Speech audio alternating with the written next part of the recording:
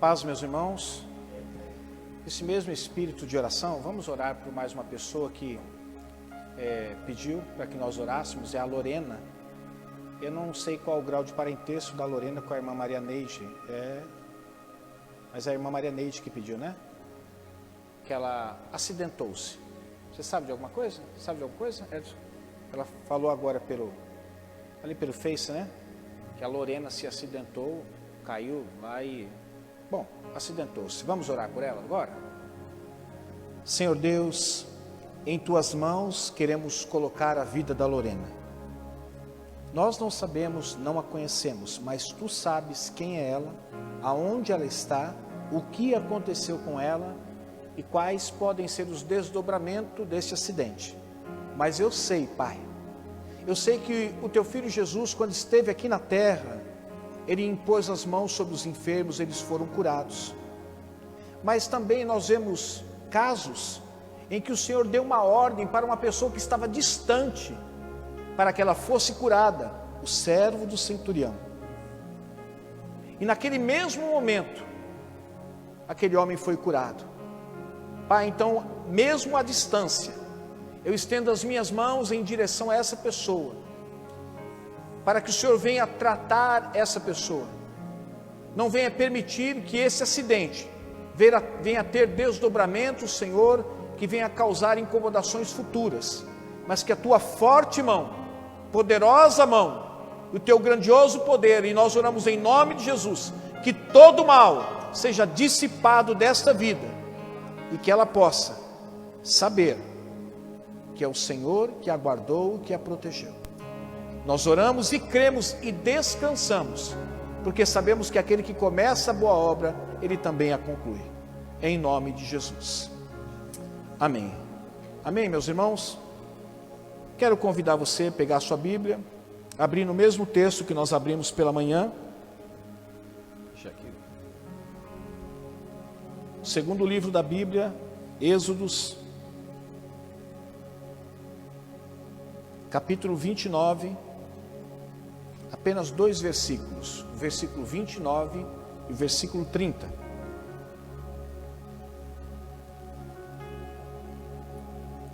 Hoje pela manhã nós iniciamos essa mensagem com o tema dinastia espiritual e abordamos o tema sucessão espiritual. Eu gostaria que você, que já desde manhã já está ligado nessa mensagem, já ouviu parte dela, continue ligado. Eu tenho certeza que o Senhor vai continuar falando conosco. Amém? Êxodos 29, verso 29 e verso 30. As vestes sagradas de Arão passarão aos seus descendentes, para que as vistam quando forem ungidos e consagrados. O filho que o suceder como sacerdote e vier à tenda do encontro para ministrar no santo lugar, terá que usá-las durante 7 dias. Feche os seus olhos mais um instante. Pai, mais uma vez eu peço que o Senhor fale conosco através da sua palavra, bem como o Senhor já começou a falar, logo pela manhã, deste domingo, a respeito de sucessão espiritual. Ajuda-me, Senhor, para que com clareza, transparência e na autoridade não minha, mas do Teu Espírito, a Tua palavra possa ser pregada neste lugar, que as mentes possam receber, mas muito mais do que uma recepção na mente das palavras que sairão da minha boca e que eu creio que serão sopradas pelo Teu Espírito, que essas palavras desçam ao nosso coração, que possa tranquilizar a nossa alma e que ela possa, em submissão ao Teu Espírito, que ministra no nosso espírito, viver essa palavra diariamente, em nome de Jesus. Amém. Hoje pela manhã eu falava um pouquinho sobre a minha experiência no que diz respeito à espiritualidade. Eu dizia aqui pela manhã que eu sou uma pessoa que vim de uma família predominantemente católica. Aproximadamente 95% das pessoas da minha família, tanto do lado do meu pai quanto do lado da minha mãe, eram católicas. A única exceção que havia na época era a mãe da minha mãe, que era cristã. E muito cedo ela começou a me levar à igreja, eu participava dos cultos, e comecei a ouvir as primeiras palavras e aprender as primeiras letras com a minha avó, que não tinha por nome Lloyd, mas tinha por nome Emilde, que também é um nome estranho tanto quanto Lloyd. Minha avó, por várias vezes, ela me convidava para ler a Bíblia para ela, alegando que ela não conseguia ler, que a vista dela estavam cansadas, mas eu sabia que por trás disso existia um propósito maior, que após a leitura que eu fazia para ela, ela aproveitava o momento para me segurar e ministrar a palavra ao meu coração. E eu tinha por volta aí de 8, 9 anos de idade. Então, eu vim de uma família que praticamente não tinha nenhum vínculo espiritual no que diz respeito ao cristianismo, com exceção da minha avó. O resto dos meus familiares, graças a Deus hoje muitos se converteram, mas naquela época não.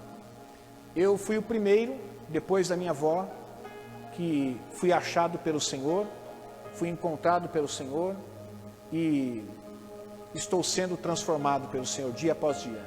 Depois veio o meu irmão do meio, a Mauri, depois veio a minha mãe, recentemente todos assistiram também o batismo do meu pai, e como eu disse, só falta o meu irmão, que é o caçula. Não sei se todo caçula dá trabalho. A pastora já disse que todo caçula não dá trabalho, a mãe dela que diga. A mãe dela sabe contar a história melhor do que ela. Por outro lado, eu vejo famílias que têm uma história única no que diz respeito à espiritualidade. Famílias onde, ao contrário da minha, 95% da família são cristãs. Tiveram um encontro com o Senhor. Estão sendo transformadas pelo Senhor. Foram encontradas pelo Senhor. E a minha preocupação nos dias de hoje é que as famílias que tiveram uma raiz cristã, parece que, ao invés de dilatar o número de pessoas que são cristãs, parece que está sendo diluída. E eu tenho me preocupado com isso.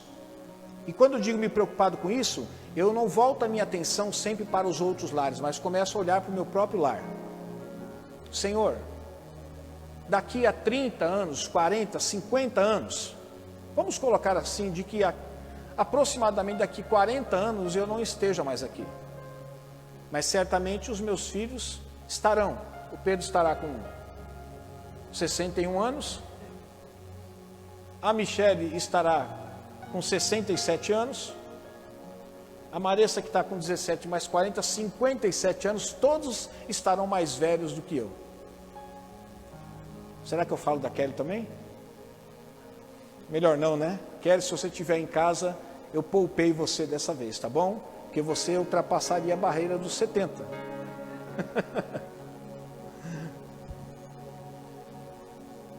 Eu fico pensando, não aonde estarão as famílias, no que diz respeito à ocupação profissional, mas onde estarão as famílias no que diz respeito à sucessão espiritual.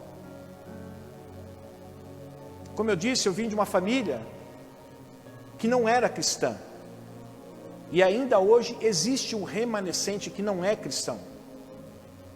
Mas graças ao Senhor existe uma boa parte que aquelas que ainda não se converteram estão no processo. Eu acredito que o Senhor também estará trabalhando nessas vidas. Mas a minha preocupação é aonde estarão os nossos filhos, no que diz respeito à vida espiritual deles, daqui a um tempo, quando nós partirmos. Quem será o filho do André, por exemplo, quando o André e a Andressa partirem, no que diz respeito à vida espiritual dele? Quem serão seus filhos, Edson e Mônica, quando vocês partirem, no que diz respeito à vida espiritual? Quem serão seus filhos, Karen? Quem serão seus filhos, meu irmão? Hein, irmão Gil? No que diz respeito à vida espiritual. Porque muitos de nós temos nos preocupado com uma formação profissional e temos colocado como algo primário a formação profissional dos nossos filhos, acadêmica. Parece que está nos bastando termos um filho formado na área A ou na área B, desde que ele se torne alguém bem-sucedido. E é claro que nós também queremos que os nossos filhos tenham um relacionamento com Deus, mas parece que isso não tem ocupado o primeiro lugar. E essa tem sido a minha preocupação. Que os nossos filhos daqui a 40 anos olhem para trás e se alguém perguntar para eles, quem foram os seus pais? Ah, meus pais foram pessoas boas, assim, assim, assado. Eles tinham uma religião? Ah, parece que tinha. Eles, se não me falha a memória, eles frequentavam uma determinada igreja. Que igreja que eles frequentavam? Ah, frequentavam uma igreja desse segmento evangélico. Ah, sei. Você lembra a igreja? Não, não me lembro não. E você? Ah, eu não, eu tomei um rumo diferente. Eu acho que era a fé deles, o jeito deles se relacionar com Deus, mas a minha vida é diferente. Eu vou ser sincero, como diz meu pai, vou ser sincero. Eu sou ateu. Eu não julgo os meus pais, eu acho que eles foram bons pais, mas criam em Deus, mas eu particularmente não creio em Deus. Ou podem até dizer assim, não, eu creio em Deus, mas eu não vejo Deus da forma que os meus pais viam Deus. Eu vejo Deus de uma outra forma. Um Deus que na realidade não exige da gente tanto quanto parecia exigir dos meus pais. Eu vejo um Deus que é um Deus de amor, e onde estiver amor, Deus ali está. Eu li esse texto aqui como pretexto, apenas como pretexto. A minha mensagem não vai ser um sermão expositivo, como chamo. Porque o texto diz assim que Arão, ele era o sacerdote. E quem sucedia o sacerdote no sacerdócio eram os filhos do sacerdote. Ele dizia assim, olha, Arão tem essas vestes. E quando os filhos dele, que for suceder ele ao sacerdócio, eles terão que vestir essas mesmas vestes. E ali ele determina uma quantidade de dias, que eram 7 dias, para o cerimonial. Mas a questão aqui não era a roupa que ele vestia, mas a ocupação que ele teria, que era justamente um eco da ocupação do pai. O pai era sacerdote, eles também seriam sacerdotes. A gente sabe que quando a gente olha para a palavra de Deus, a Bíblia, ela mostra um tempo da monarquia unificada. A monarquia unificada era o tempo em que havia somente um rei para todo o povo. E isso se deu em 3 reinados. Apenas no reinado de Saul, no reinado de Davi e no reinado de Salomão. Quando Salomão faleceu, morreu, já não houve mais a monarquia unificada, houve uma divisão. Aí então formou-se o reino do norte e o reino do sul. No reino do norte, com a morte de Salomão, quem substituiu ele? Roboão, o seu filho. Roboão reinou durante um tempo, também veio a falecer, e após a sua morte, quem o substituiu? Quem o sucedeu? Abias, seu filho também. Abias também reinou um tempo, depois morreu. Quem o sucedeu? Asa. Asa morre, quem o sucede? Josafá, o filho. Josafá morre, quem sucede? Jeorão, o filho. Jeorão morre, quem sucede? Acasias. E daí é longa a lista. Quando você olha para o reino do norte, vem Jeroboão. Jeroboão reina durante um tempo. Ele morre. Quando ele morre, quem que sucede ele? Nadab. Nadab reina, morre. Quem sucede ele? O filho dele, Baasa. Baasa reina, morre. Quem sucede ele? O filho dele, Elá. E depois ele morre, quem substitui? Zinri. E depois ele morre, quem substitui o filho? Onri. E também a lista é longa. E assim eles formam uma dinastia que é uma dinastia histórica. Mas o que é uma dinastia, como eu falava hoje pela manhã? A dinastia, ela é um processo de sucessão ao trono de reis, ou de soberanos, de pessoas de uma mesma família. Por exemplo, quando você trata de dinastias, na história, as mais conhecidas são, por exemplo, dinastias imperiais, aonde quem era o bambambão, o dono de tudo era quem? O imperador. Morria o imperador, quem assumiu o trono? O filho do imperador. Morria o filho do imperador, quem assumiu o trono? O filho do imperador. E assim formava-se essa dinastia. Houveram também as dinastias monárquicas, que é essas que nós abordamos, que eram regidas por reis. Morria um rei, o filho do rei o substituía, o sucedia. Existiram as monarquias ducais, as de príncipes, as de condes e por aí afora também. Mas nós sabemos que não existiram ou não existem apenas essas dinastias. Existem outras dinastias. Por exemplo, as dinastias empresariais, aonde o filho do empresário substitui quando esse empresário passa para um outro mundo. E depois, quando esse filho administra e administra bem tudo aquilo que foi deixado pelo pai, muito provavelmente ele vai deixar para o neto daquele que foi primeiramente. E assim sucessivamente. Existem as dinastias profissionais. Eu dizia hoje pela manhã, a profissão do meu pai é luthier. Para quem não sabe o que é luthier, é aquele que fabrica instrumentos musicais de corda. Pergunta para mim qual é a minha profissão. Embora eu tenha feito alguns cursos em outras áreas, como mecânica, desenho, mas pergunta para mim qual foi a minha ocupação profissional. Fui luthier. Pergunta qual é a ocupação profissional do pai do Douglas, o tecladista aqui, que é o meu irmão. Ele é luthier. Pergunta para o Douglas, que é filho do meu irmão, meu sobrinho, qual a ocupação profissional dele? Ele é luthier também. E daí, eu não sei se você pretende que o seu filho também seja luthier, pretende? É? Se a época estiver boa, vender muito cavaquinho, muito banjo, ele quer que continue. Se não for tão boa assim, é melhor deixar para lá. Existem as monarquias políticas, existem as monarquias ideológicas, onde dentro de uma mesma família existe um determinado pensamento, uma ideologia, independente da ideologia, que se passa de família para família. Existem as dinastias artísticas. Hoje até pela manhã citei Silvio Santos. Nós sabemos que o Silvio Santos está bem, mas sabemos que ele está vivendo aí os 40 minutos do segundo tempo. E que, um momento, ele vai partir. Quem vai assumir? Os filhos. Inclusive as filhas, que já estão despontando. E dentro da igreja existem as dinastias também eclesiásticas, onde muitas vezes os filhos acabam sendo um eco daquilo que o pai teve como ocupação dentro da igreja. Como, por exemplo, se era um pastor, acaba sendo, não necessariamente. Mas se era um presbítero, acaba se tornando. Ou se era um músico, acaba se tornando também. E assim vai por aí afora. Como eu disse, a dinastia era um processo de sucessão, onde uma determinada pessoa, Sérgio, com vínculos familiares, por exemplo, ela assume o comando daquilo que será deixado por outrem. A igreja, e agora eu quero que você redobre a sua atenção, a igreja era um tipo, ou ela é composta de certa forma por diversas dinastias em potencial.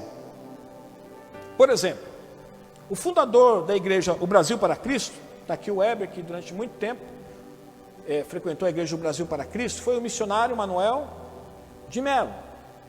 Vocês sabem que o missionário Manuel de Melo faleceu. E ele tinha filhos, tem filhos, né? Deixou filhos. E um dos seus sucessores quem é? Boaz de Melo, outro é o Paulo também, né? São sucessores. E até que o Senhor venha, muito provavelmente os filhos dos filhos do Manuel de Melo também sucederão seus filhos, formando assim também o quê?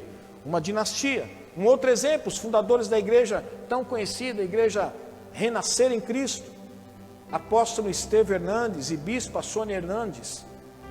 Eles estão aí, estão vivos, estão ministrando uma bênção. No entanto, um dia eles terão que partir, se o Senhor não vier buscar a igreja. Quem serão os seus sucessores? Seus filhos. Inclusive já tem até netos já seguindo o caminho. Eu quero perguntar para você, quem vai te suceder depois da sua partida? no âmbito espiritual. Não é dizer assim, o meu filho vai ser o engenheiro que eu fui. Não, o meu filho vai ser o técnico que eu fui. Meu filho vai ser o jogador de futebol que eu não fui. Ou que eu fui. Não. Eu quero saber quem é que vai suceder você no que diz respeito ao quesito âmbito espiritual. Você tem lutado para que haja uma sucessão espiritual na sua casa? Ou a sua história espiritual começa em você e vai terminar em você mesmo? Os seus filhos não darão continuidade a isso. Eu confesso que eu não tenho me preocupado qual vai ser a ocupação profissional dos meus filhos. Não, para mim isso é secundário. O que eles gostarem de fazer, desde que isso não comprometa a vida deles com Deus, e que eles possam ser honestos naquilo que fazem ou que farão, não tem nenhum problema e nem estou preocupado com isso. Mas a minha ocupação e preocupação sempre foi: qual será a formação espiritual dos meus filhos? E a formação espiritual dos meus filhos é justamente dos meus filhos, dos seus filhos, é aquela formação que você está oferecendo para eles. Pastor, mas eu conheço casos de filhos que foram bem diferentes dos pais. Nós estamos falando de exceções, mas existe uma regra. A regra é que espiritualmente eles tornar-se-ão um reflexo daquilo que você é espiritualmente. Então quem é que vai suceder você no que diz respeito à vida espiritual? O que você está fazendo para que isso se torne real? Ou você está preocupado aonde estará os seus filhos, ou seu filho, sua filha, daqui a 20 anos, se ele é um homem de sucesso ou uma mulher de sucesso neste mundo? Se ele vai seguir os seus passos na formação profissional, ou na ocupação profissional?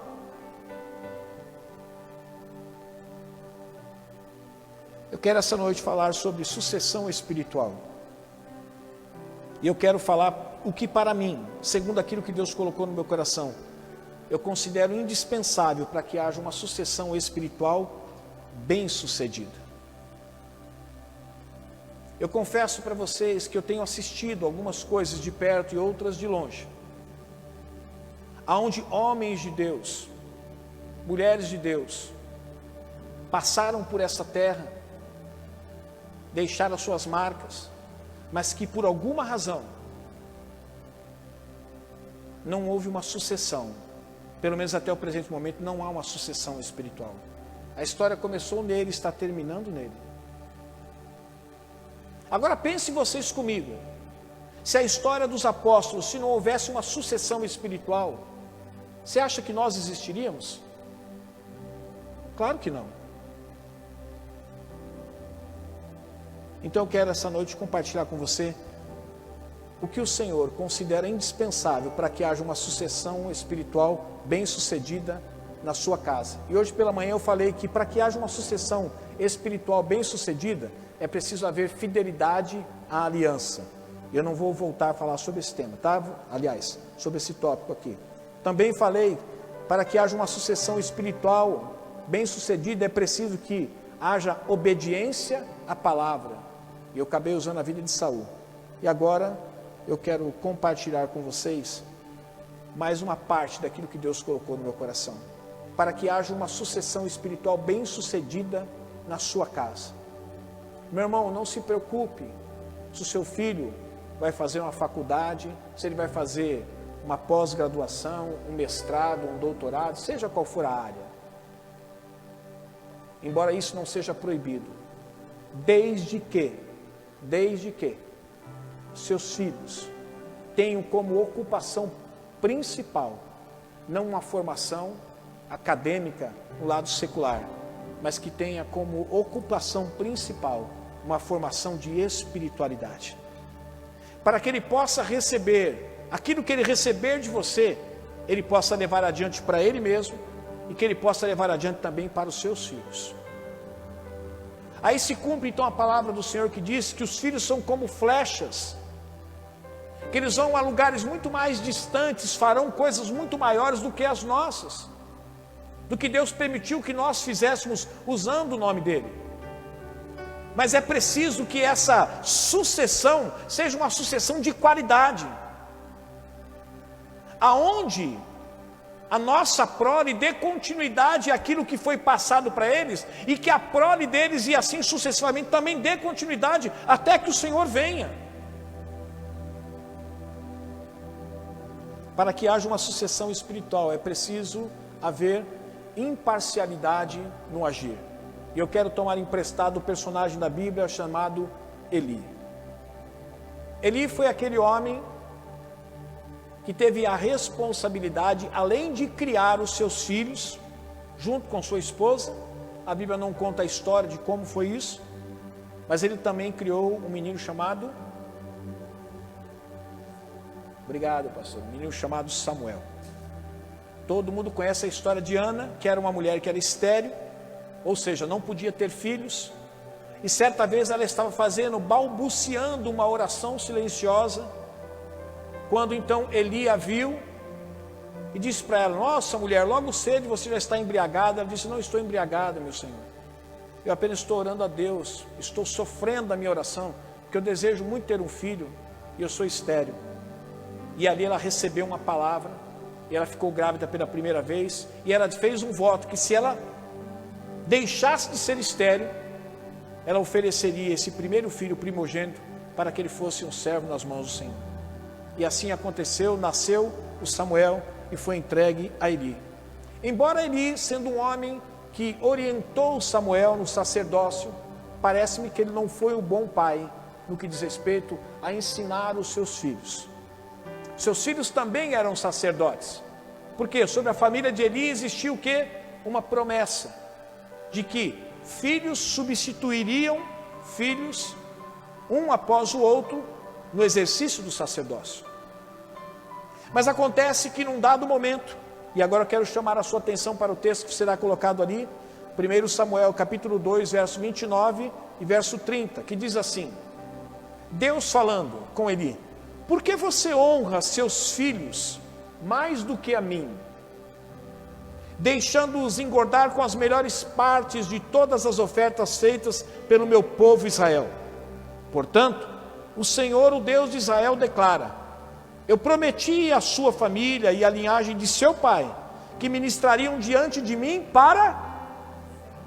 mas agora o Senhor declara: longe de mim tal coisa, honrarei aqueles que me honram, mas aqueles que me desprezam serão tratados com desprezo. Você vai encontrar na Bíblia, nesta mesma passagem, que cerca esta passagem, você vai encontrar um momento em que Eli chama a atenção dos seus filhos, dizendo o que ele está ouvindo da boca de outras pessoas a respeito dos seus filhos. Ele diz assim: meus filhos, não é bom que isso aconteça, mas se resume só nisso. Sabe aquele pai que vê a criança bagunçando e diz assim: para meu filho, ô meu filho, para. O moleque derruba a cadeira e fala: filho, para. Aí o criança vai lá, dá um chute na canela do Felipe: ô filho, não faz isso não. Aí ele vai lá e derruba o copo: não faz isso não, filho. E eu fico doido para o pai virar as costas para eu pegar essa criança e dar um beijo nela. Imagina o beijo que eu quero dar nela, né? Mas parece que a correção de Eli se resumiu nisso. Karen: ô meu filho, não é bom o que vocês estão fazendo. Só que o que estava acontecendo? No momento em que se oferecia a oferta, se colocava, o povo trazia a oferta, colocava lá dentro do caldeirão, vamos aqui popularizar, colocava dentro do caldeirão, tinha que primeiro deixar derreter toda a gordura, porque aquilo era oferecido para o Senhor, e depois a outra parte era oferecida para o sacerdote, a outra parte era para aquele que tinha oferecido a oferta, fazia essa expiação e tudo bem. Mas os filhos de Eli, não, enquanto estava assando o caldeirão, sabe aquele povo que estava morrendo de fome na sua casa? Eu não sei se tem essas pessoas na sua casa: mãe, estou morrendo de fome, mas filho, não está nessa, vai cru mesmo. Enfiava o garfo, pegava a comida, só que aquilo não pertencia a eles, pertencia a Deus. A parte deles ainda era aquela parte que ia sobrar. Só que Eli assistia isso e não falava nada. Só falava para ele assim: Ô meu filho, não é bom fazer isso. Ô meu filho, deixa de fazer isso. Ó, o pai vai bater, hein? Ó meu filho. E a Bíblia chama os filhos de Eli, sabe do que, Edson? A Bíblia chama os filhos de Eli que eram, sabe o que? Sacerdotes, Michele. Ele diz assim, os filhos de Eli que eram sacerdotes eram ímpios. Agora, como é que pode um sacerdote ímpio? Veja a gravidade daquilo que eles faziam. Que no relato bíblico consideram eles sacerdotes ímpios. Aí Deus percebeu que Eli só estava falando, para meu filho, não faz isso não, meu filho. Não faz, papai do céu não gosta, não faz que é feio. Aí Deus chama Eli para conversar. Deus não chama o filho dele. Eu quero que você saiba de uma coisa, Deus vai chamar você no que diz respeito aos seus filhos, viu? Não é seus filhos não. Quando eles crescerem, depois Deus tem um particular com ele. Mas enquanto eles estão crescendo, Deus vai chamar você. Aí ele chama. Assim, por que você está honrando os seus filhos mais do que a mim? Por que você está permitindo que seus filhos peguem a parte que pertence a mim? Eu vou fazer o seguinte, Eli. Eu fiz uma promessa, que todos da sua família, que sucederiam, seriam seus filhos, e todos herdariam o sacerdócio. É um presente que eu dei para vocês, mas hoje eu cancelo isso.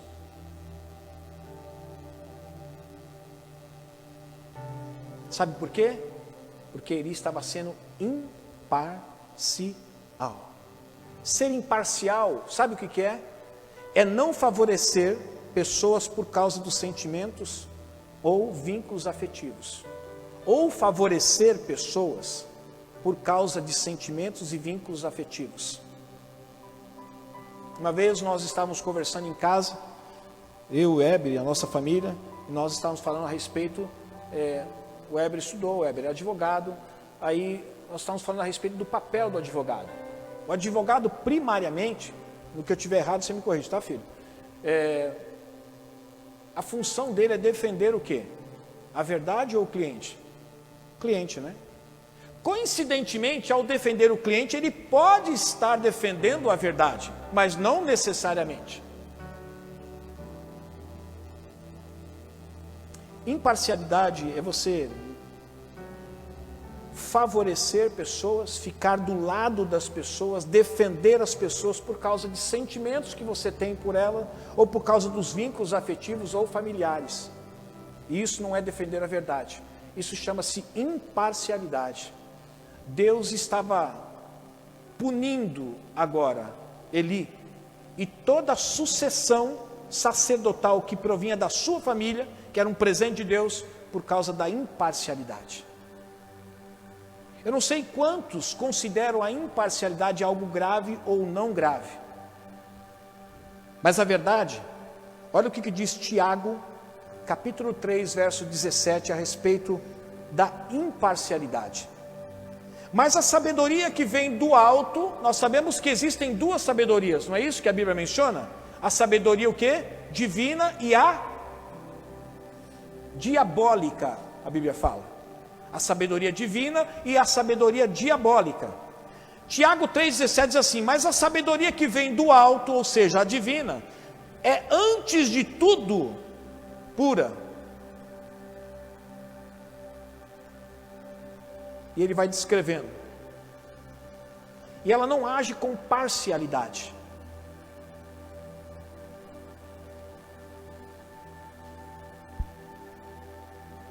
Ela defende a verdade e não defende as pessoas.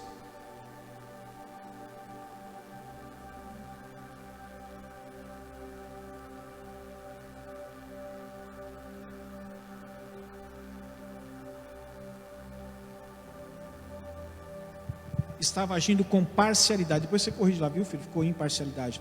Estava agindo com parcialidade. Ele defendia os seus filhos na parte no que diz respeito à parte da alimentação que cabia a eles, mais do que a parte que cabia a Deus. Ele estava agindo com parcialidade. E a Bíblia diz em Tiago que a sabedoria que vem do alto, ela é imparcial. Por isso, meus irmãos, independente do grau de afetividade, dos vínculos que você tem com pessoas que você ama, o seu compromisso primário é com o Senhor. E você precisa ser imparcial quando você for agir ou quando você for julgar. Porque a parcialidade, Deus condena. 1 Timóteo 5,21 diz assim: eu exorto solenemente diante de Deus, de Cristo Jesus e dos anjos eleitos, a que procure observar essas instruções sem parcialidade. Ou seja, tudo aquilo que ele estava recebendo do apóstolo Paulo, que escreveu a Timóteo, olha, observe tudo sem parcialidade, não favoreça. Inclusive ele finaliza dizendo: e não faça nada por favoritismo. Ou seja, não favoreça ninguém por conta de sentimentos ou vínculos familiares que você tem.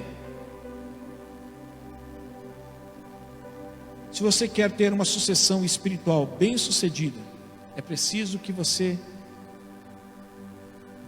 seja imparcial no agir e não seja parcial.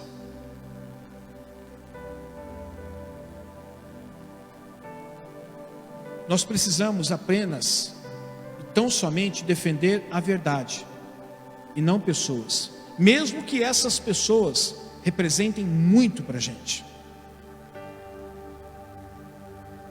mesmo que essas pessoas sejam do mesmo sangue, mesmo que essas pessoas sejam pessoas que nós devemos até favores, mesmo que essas pessoas sejam pessoas de um significado tão grande para as nossas vidas, que talvez nós ficaríamos até constrangidos em desfavorecê-las, mas por conta de defendermos a verdade e não agirmos com parcialidade, precisamos agir sem parcialidade, sendo imparcial e defendendo não a pessoa, mas a verdade somente. E se coincidentemente, a pessoa que você estiver defendendo, você está defendendo porque também com ela está a verdade, tudo bem, e assim que tem que ser. Mas não defender a pessoa independente se ela está com a verdade ou não está com a verdade. Afinal de contas, o Edson é meu amigo, eu vou defender ele. Ele bateu o carro lá e eu percebi que na batida o culpado foi ele, mas ele é meu amigo, eu vou falar que foi o cara que bateu nele, não foi ele que bateu no cara. Foi ele que, o cara que entrou errado, não ele. Não.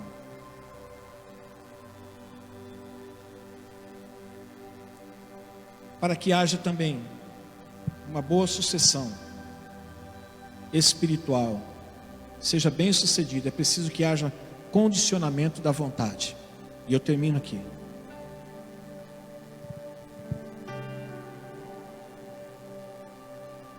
Quando você olha para a palavra de Deus, em 2 Crônicas 7, 17 e 18, ele diz assim: e se você andar segundo a minha vontade, como fez o seu pai Davi, Deus estava falando com quem? Com Salomão. Se você andar segundo a minha vontade, como fez seu pai Davi, fizer tudo que lhe ordeno, obedecendo aos meus decretos e às minhas leis, eu firmarei o seu trono, conforme a aliança que fiz com Davi seu pai, quando lhe disse: você nunca deixará de ter um descendente para governar Israel. Olha ele falando de uma dinastia aí, novamente, de uma sucessão, mas essa sucessão era condicional. Como que essa sucessão era condicional? Porque a condição era a seguinte: se você andar segundo a minha vontade. Eu sei que a nossa alma, ela é dotada de vontade. A nossa alma, em resumo, ela é composta pela razão, pelas nossas emoções, aonde estão os sentimentos, e a nossa vontade é o lado volitivo do homem. Eu tenho vontade de chupar um picolé, vou lá e chupo picolé. Eu tenho vontade de comprar casa, vou trabalhar, lutar para que eu possa conquistar. Mas nós sabemos que no exercício da nossa vontade, nós podemos estar comprometendo o exercício do nosso livre-arbítrio. Ou seja, Deus nos deu o direito de fazermos escolhas. E as nossas escolhas são feitas muitas vezes baseadas nas nossas vontades. Mas as nossas vontades nem sempre são o quê? Legítimas ou perfeitas, ou boas, como é boa, agradável e perfeita a vontade de Deus. Então ele está dizendo, olha, você quer ter uma sucessão espiritual bem sucedida, você precisa condicionar a sua vontade à vontade de Deus. Aí talvez você me pergunte, por que Deus permitiu que eu tivesse vontade? Se em resumo Ele quer que eu sempre conduza, aliás, sempre condicione a minha vontade à vontade dEle. Então nem sempre eu vou exercer o direito que Ele me deu de livre escolha. Porque se eu tenho o direito de livre escolha, eu posso escolher o que eu quiser, é verdade. Mas nem sempre aquilo que você escolhe, mesmo tendo o direito de escolher, aquilo que você escolher é bom para você. Mas aquilo que Deus escolhe para você, segundo aquilo que Ele tem de melhor para a sua vida, sempre será o melhor para você. E mesmo Deus sabendo que aquilo que você quer escolher não é bom para você, Ele permite você escolher. Mas Ele se alegra mais ainda quando você submete a sua vontade à vontade dEle. Porque Ele sabe que aquilo que você vai escolher, embora não seja primariamente o desejo da sua vontade, mas o desejo da vontade dEle, é aquilo que vai ser bom para você.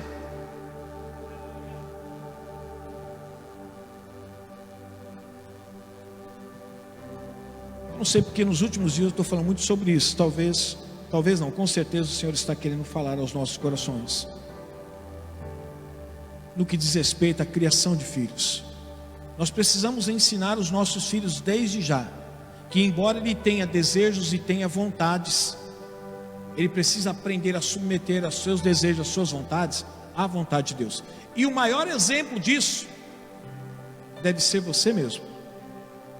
Você deve ensinar aos seus filhos, ou ao seu filho, ou à sua filha, um exemplo de que, quando necessário, você também é capaz de submeter a sua vontade à vontade de Deus. Quando você deixa de fazer aquilo que a sua vontade grita e requer de você, por causa da natureza de pecado que existe nela e que não é bom para você, mas você se sujeita à vontade de Deus.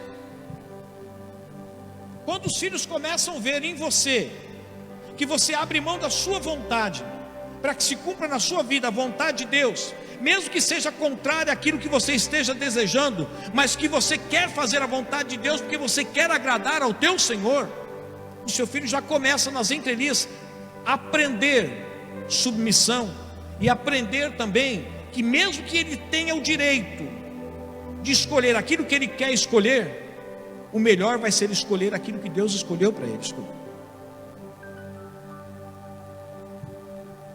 Efésios 2:3 diz assim: anteriormente, todos nós também vivíamos entre eles, satisfazendo as vontades da nossa, seguindo os seus desejos e, como os outros, éramos por natureza merecedores da ira.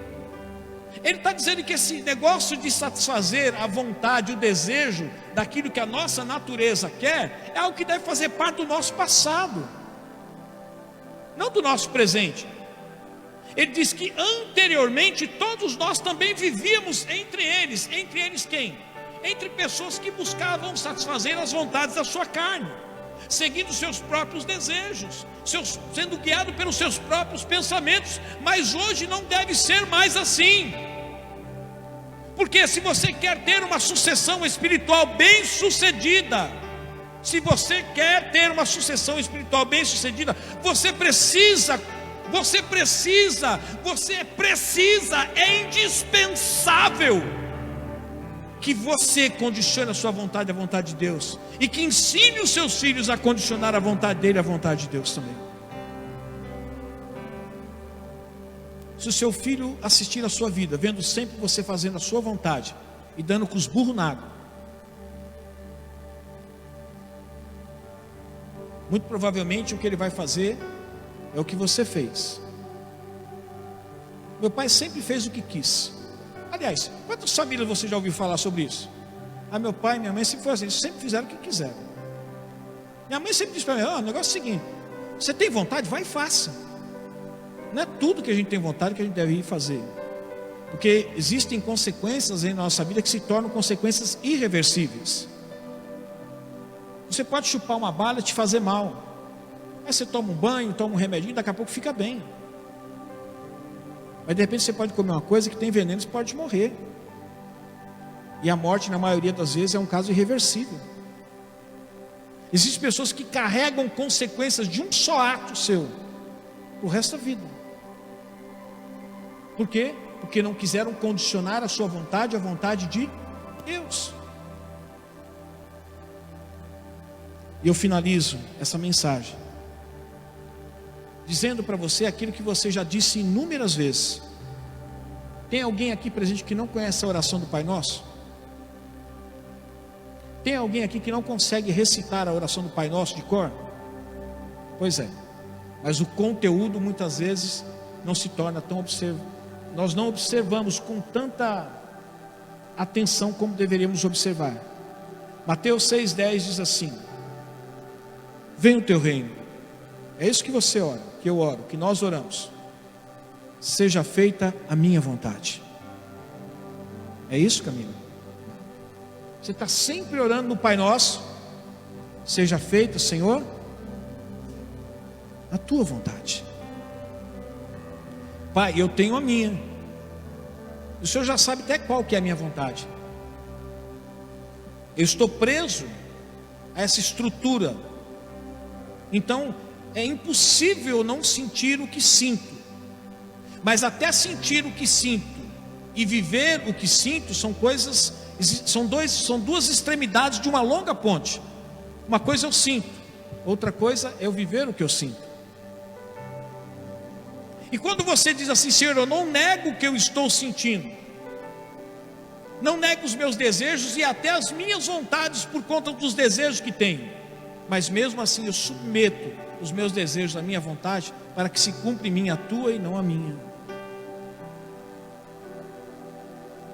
Para que haja uma sucessão espiritual bem sucedida, é necessário que aqueles que vêm após você veja que você também é uma pessoa que condiciona a sua vontade à vontade de Deus.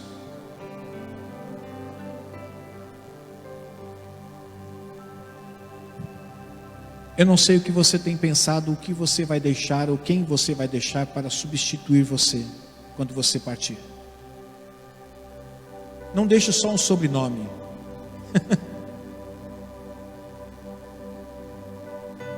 Qual o seu sobrenome, Aleph? Simplício. Já pensou se o Aleph, ou se o pai dele, a mãe dele deixar só isso para ele? A herança é o meu nome, carrega o nome que é importante. Tudo que tiver, você bota Simplício no meio. Mas espiritualmente, o que você vai deixar? Eu vou deixar, não, mas eu vou deixar casa, vou deixar carro, vou deixar um nome. Vai deixar o caminho para o inferno também? Para os seus filhos e os filhos dos seus filhos? Eu não acredito que você possa ser tão egoísta, pensando que o importante é que você se salve. O que os outros farão da sua vida não é importante para você. Deixa-me dizer uma coisa: você não é responsável pelas decisões que outros tomarão, mas você é responsável por tudo aquilo que você planta na vida desses outros que estão fazendo escolhas. Isso você é responsável.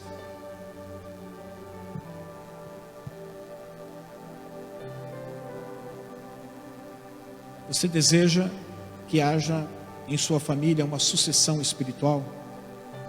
Da mesma forma que acontecia uma dinastia, morria um rei, o filho dele substituía, depois vinha outro, o outro substituía.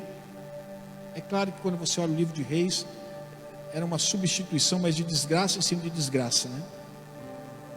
Mas quando a gente está falando de sucessão espiritual, onde você possa ser substituído, mas você deixou um legado dentro da sua casa. Sabe por quê? Para que futuramente, de repente, o filho do Pedro encontre com o seu filho no mesmo lugar. Não estou dizendo na mesma igreja, mas na igreja, falando assim: puxa, que legal, né? Os nossos pais foram amigos, pregaram a palavra juntos, nós estamos aqui graças aos pais dos nossos pais, os nossos avós, que pregaram a mensagem para eles, eles pregaram para a gente está aqui. Em breve eu serei pai e mãe e estarei pregando para os meus filhos. Ou você quer ter a triste notícia que quando você partir, nenhuma lembrança daquilo que você era espiritualmente, seus filhos terão.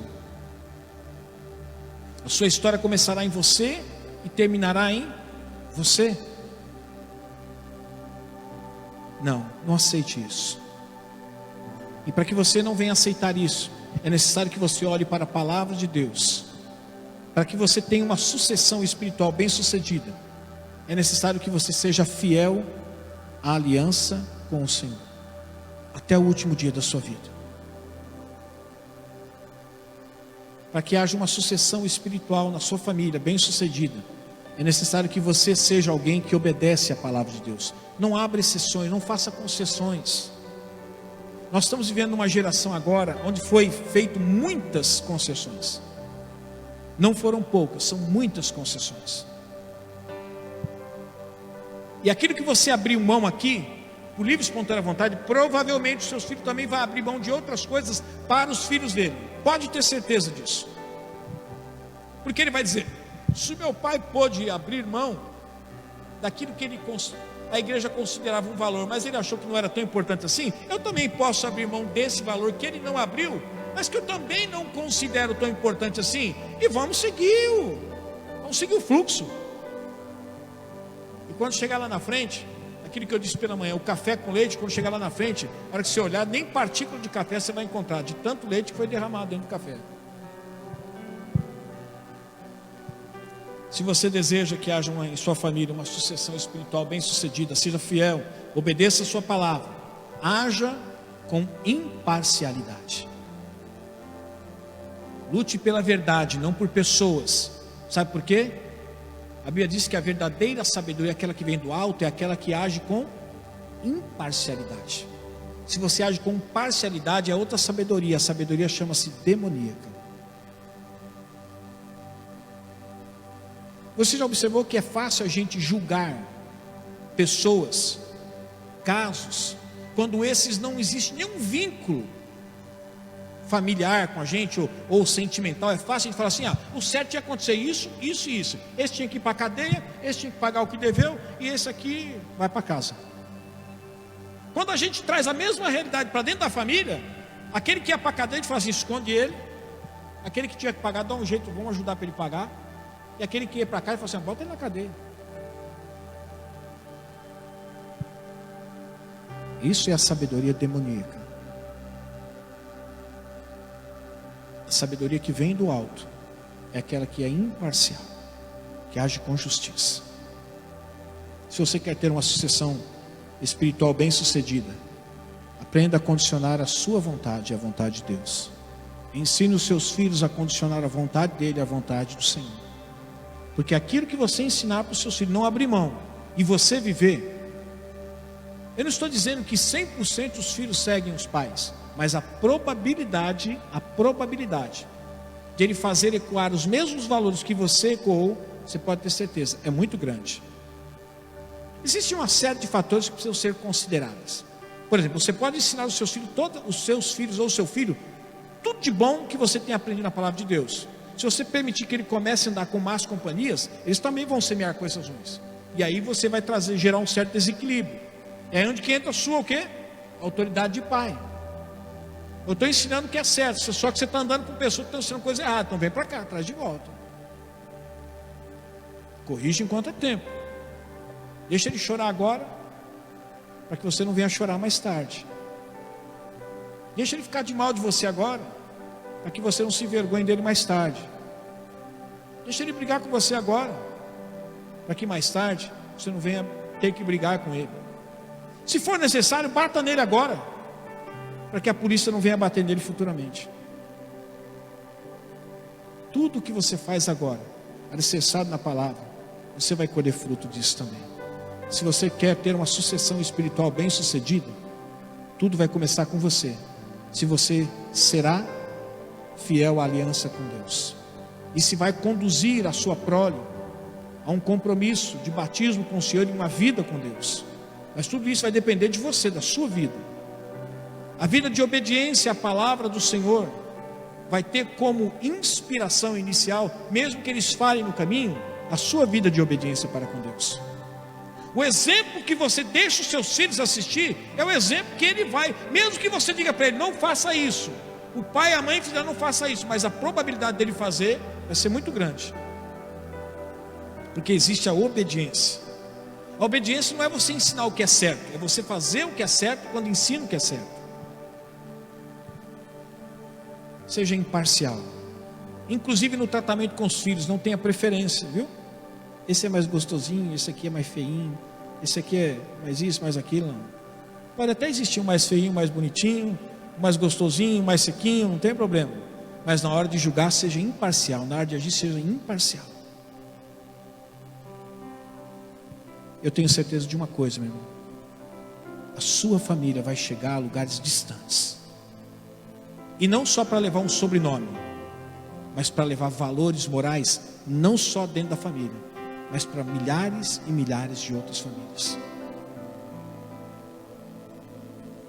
Isso não é, isso aqui é utopia, tá? O que eu vou falar agora aqui.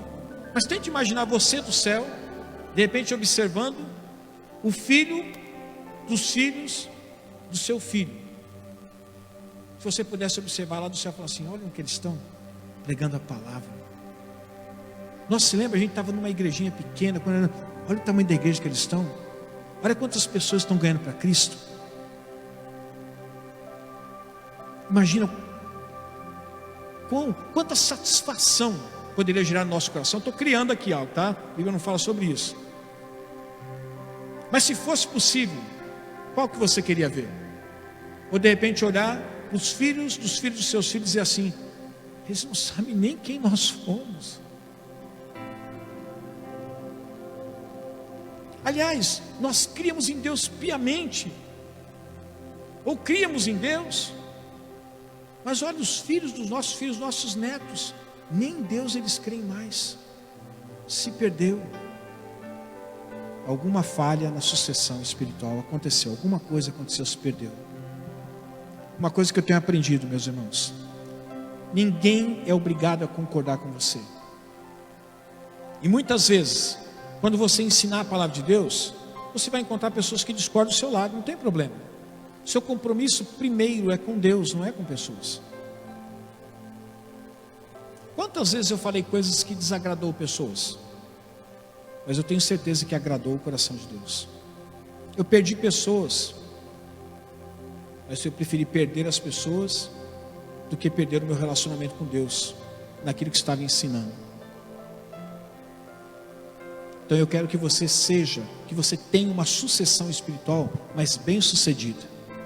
Que seus filhos não carreguem só os traços genéticos, ou o sobrenome seu, ou aquilo que você vai deixar de herança para ele, mas que ele carregue na vida dele, para a vida dos seus filhos e toda a posterioridade, todos os valores intrínsecos na palavra de Deus, que você, com oração, com ensino da palavra, com sofrimento, dedicou durante todo o tempo da sua vida, para ensinar aos seus filhos.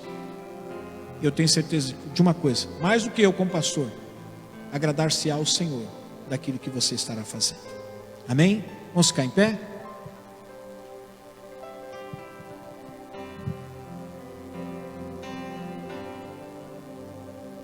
Eu quero agradecer ao Senhor por me permitir compartilhar com vocês essas verdades.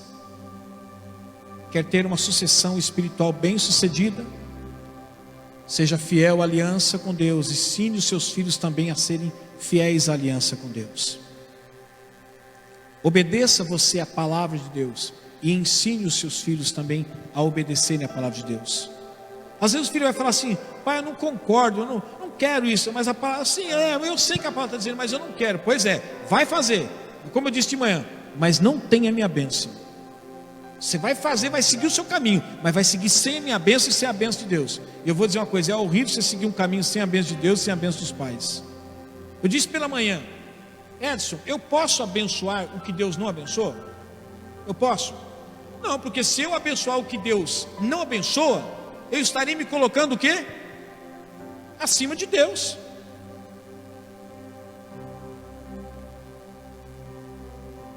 Uma vez uma pessoa perguntou para mim: pastor, o senhor abençoa nisso aqui? Eu falei: não posso, filho.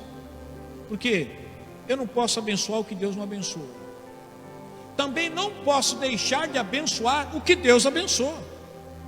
Ah, eu não abençoo isso aqui não, mas Deus abençoa. O que vai prevalecer é o que Deus faz.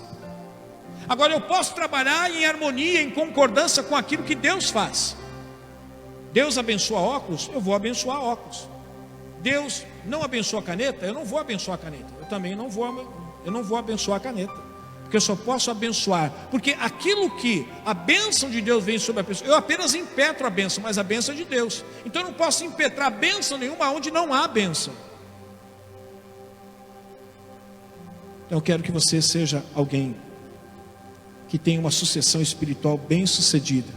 Haja com imparcialidade dentro da sua casa e fora da sua casa. Defenda sempre a verdade e não pessoas. Condicione sempre a sua vontade à vontade do Senhor.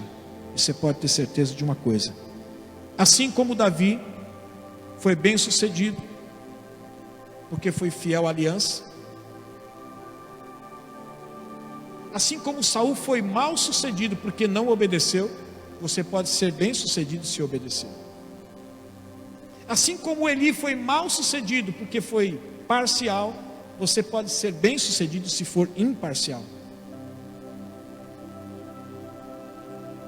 Assim como Deus estava falando com Salomão, que não somente ele, mas os filhos dele também seriam bem sucedidos, mas se andasse segundo a vontade dele. Você pode ver o que aconteceu com Roboão. Por que ele não foi? Por que não foi para frente? Porque na realidade a Bíblia diz que Roboão fez tudo o contrário. Não andou, ele não quis nem saber da vontade de Deus. E se perdeu. Não permita que isso aconteça na sua casa, na sua família. E tudo vai começar com você.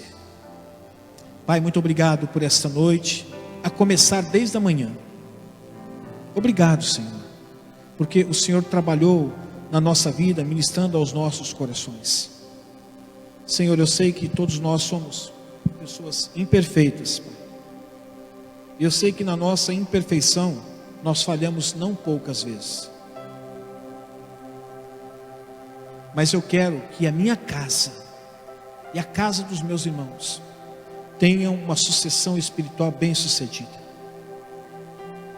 E se para que isso aconteça, é indispensável que nós sejamos fiéis à tua aliança, nós seremos. Para que isso aconteça, nós sejamos obedientes à tua palavra, seremos. E quando falharmos, nos arrependeremos e retomaremos a caminhada no caminho da obediência. Para que isso aconteça, como é necessário que sejamos pessoas imparciais no agir, então assim seremos. Mesmo que venhamos desfavorecer pessoas que nós somos tremendamente apaixonadas, que amamos com tudo que há em nós, mas defenderemos sempre a verdade, Senhor.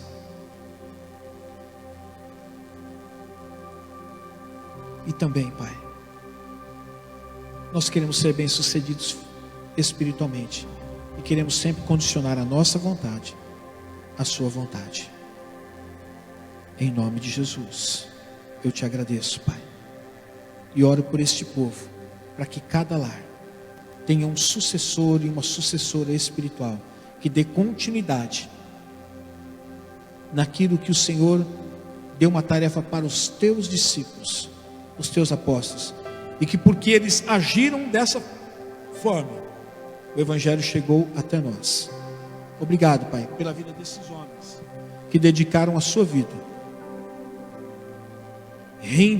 que abriram mão, renunciaram muitas coisas, para que pudessem ser sucedidos, serem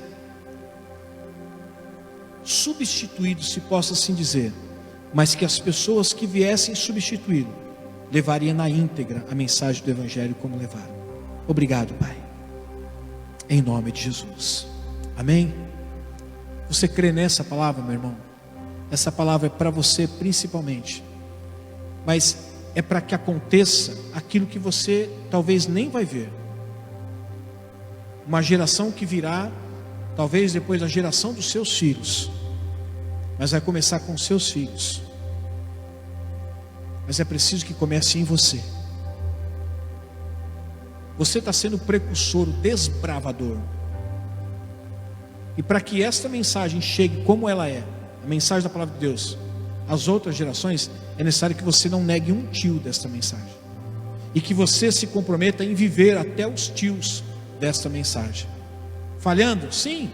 Mas se levantando, se arrependendo e mostrando para aqueles que cercam você, que quando você errou, você foi capaz de se arrepender e retomar a caminhada no caminho certo. Eu tenho certeza de uma coisa: essa mensagem vai chegar muito longe mesmo. E pode passar 3, 4, 5 gerações, e talvez o seu nome vai estar escrito na história, não porque essas pessoas herdarão seu sobrenome, mas porque quando lembrar de você, falar assim: foi um homem e uma mulher de Deus que começou tudo isso.